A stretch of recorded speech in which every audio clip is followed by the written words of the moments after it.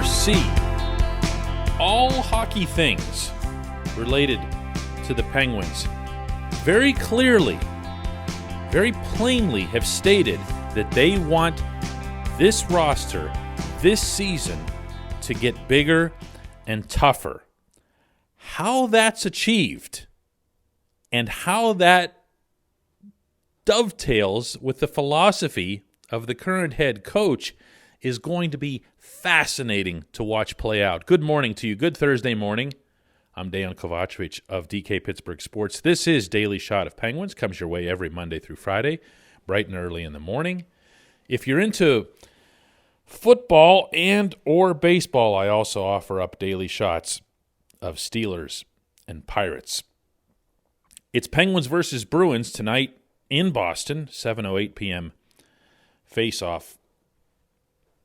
Another chance for these too small, too soft Penguins to just keep beating everybody that they face in the East Division. I mean, really, that's what we're talking about here. It's an extraordinary situation.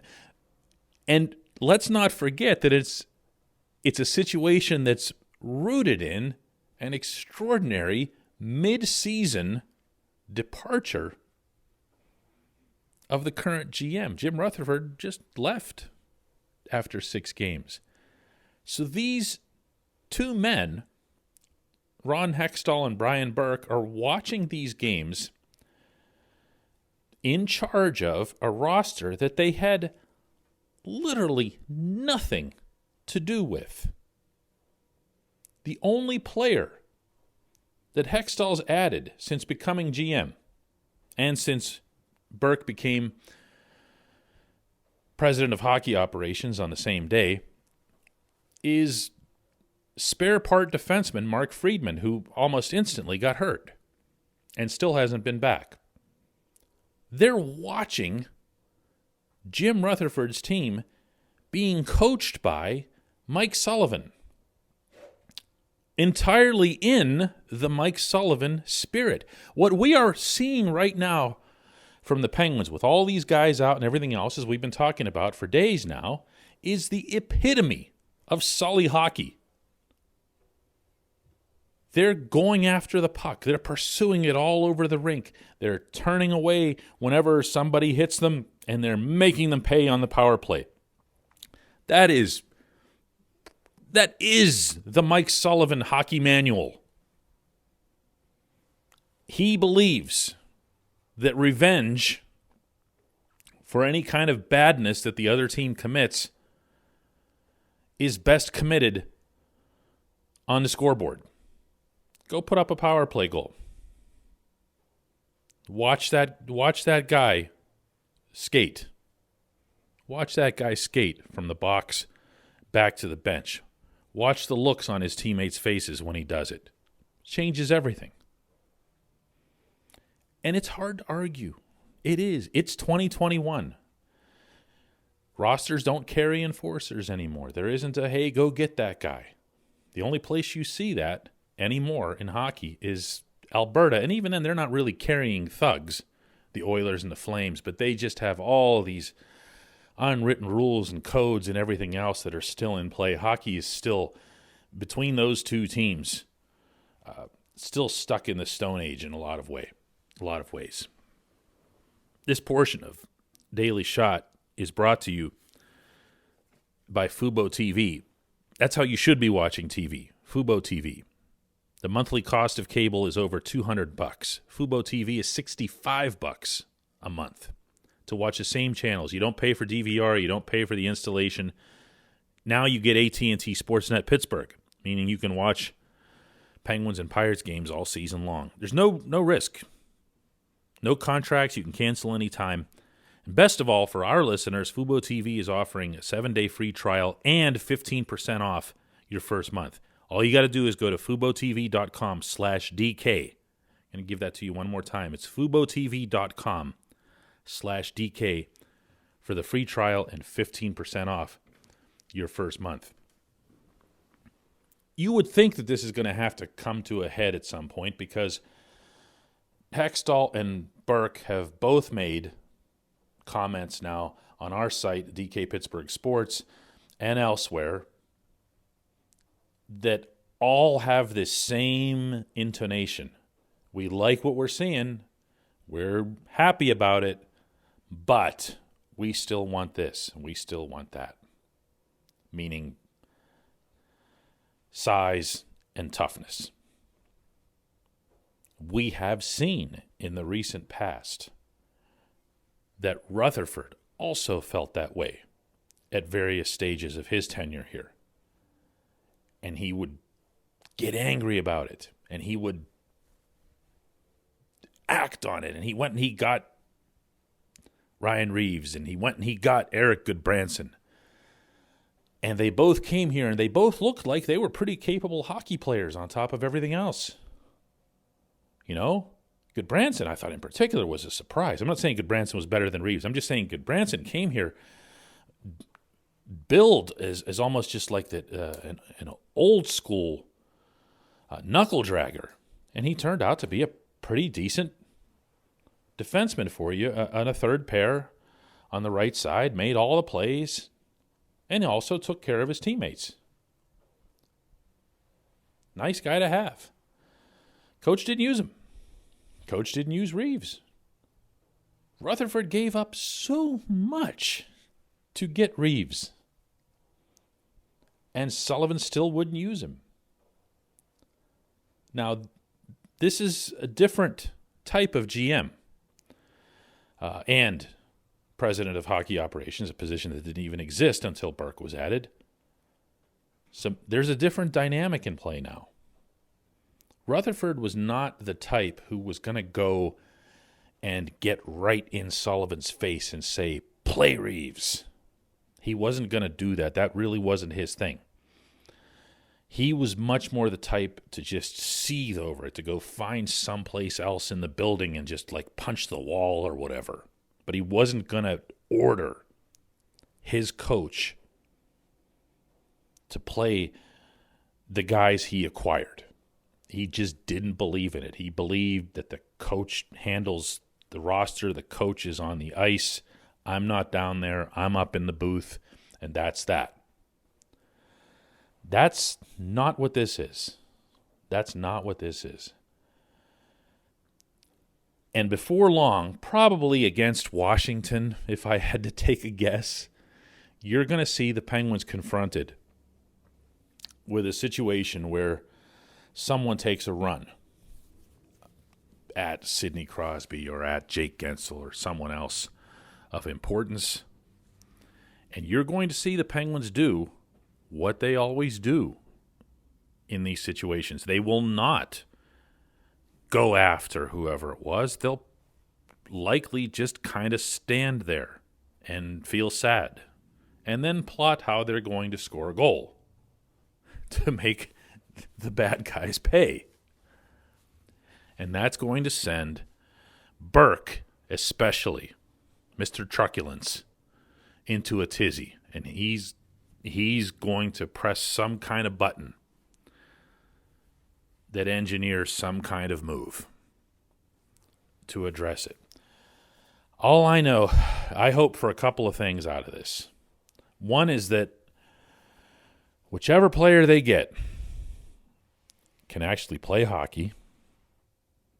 And two, that everyone appreciates right now and throughout, not just when things are great, that the Penguins are currently employing one of the best hockey coaches in the world.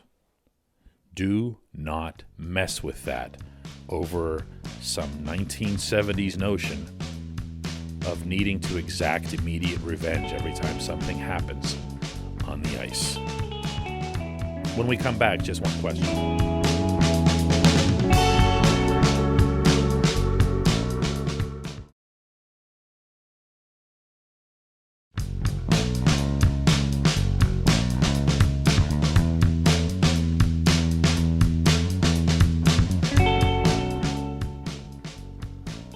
Welcome back. It's time for Just One Question, and that's brought to you on this program always by the Greater Pittsburgh Community Food Bank. Visit pittsburghfoodbank.com And when you do that, when you type that into your browser, spell out Pittsburgh, pittsburghfoodbank.org. When you get there, you'll see a lot of the missions that this tremendous organization has fulfilled in this trying year. You'll also see great examples of how the money that the food bank gets is put to work. You'll see that all it takes is $1 to produce 5 meals. $1 for 5 meals. pittsburghfoodbank.org. Today's question comes from Josh, who asks, what % chance would you give the possibility of Mike Matheson getting moved at or before the deadline? I mean, the reflexive response here is there's no chance. He has a really difficult contract to move. But most teams in the National Hockey League have a difficult contract to move. So when these types of deals happened, it's funny that I referenced Eric Goodbranson in the opening segment because that was one such deal. Jim Rutherford sent Tanner Pearson out to Vancouver in exchange for Goodbranson. I didn't think he had a prayer of ever moving Tanner Pearson on that deal. I really didn't. But when you exchange contract for contract, it's a much easier dialogue for the GMs, especially when it comes to the salary cap. That's going to be pivotal in all of this dialogue we're about to have leading up to the trade deadline.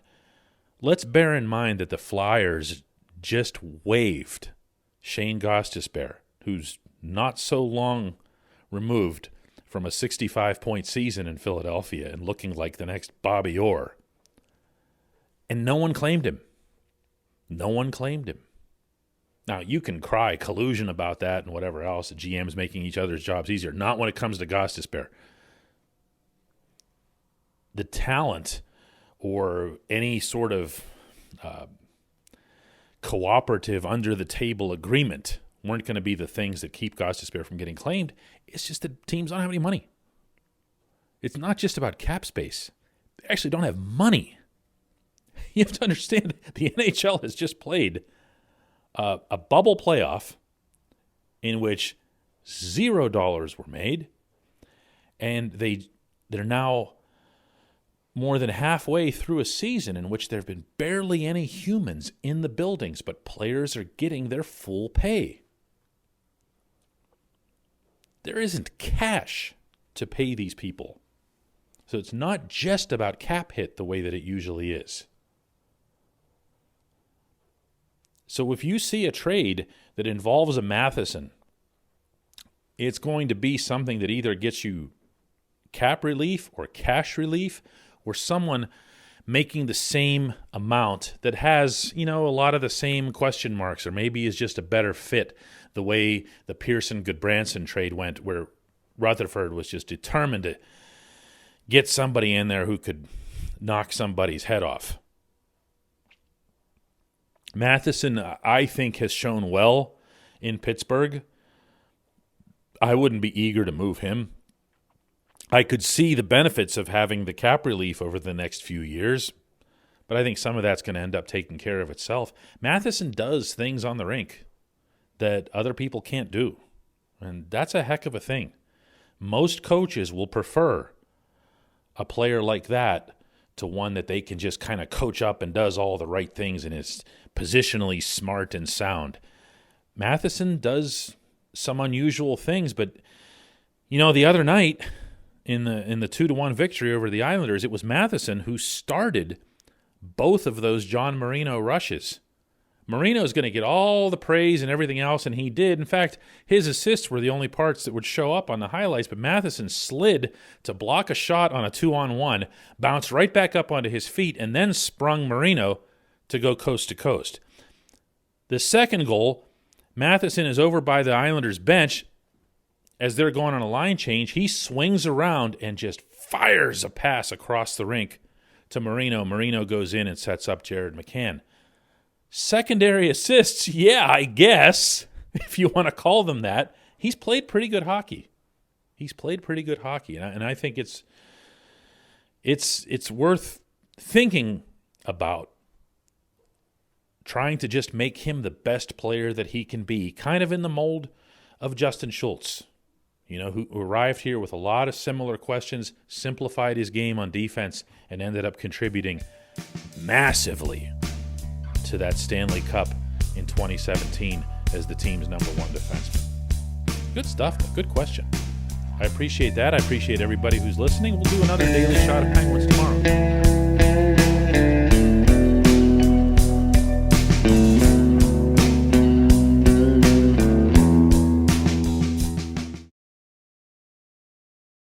At Point Park University in the heart of downtown Pittsburgh, they understand there's no substitute for real-world experience and career-building connections. Their innovative curriculum engages students with distinctive experiential learning opportunities. Point Park's pioneering co-op program empowers qualified students to work in full-time, paid positions with their corporate partners while earning college credits. Visit pointpark.edu/works to learn more. Career ready. That's the point. Point Park University.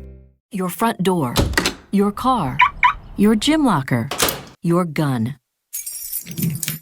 Safety is a habit. Learn more about how to keep guns safe and secure. Visit projectchildsafe.org.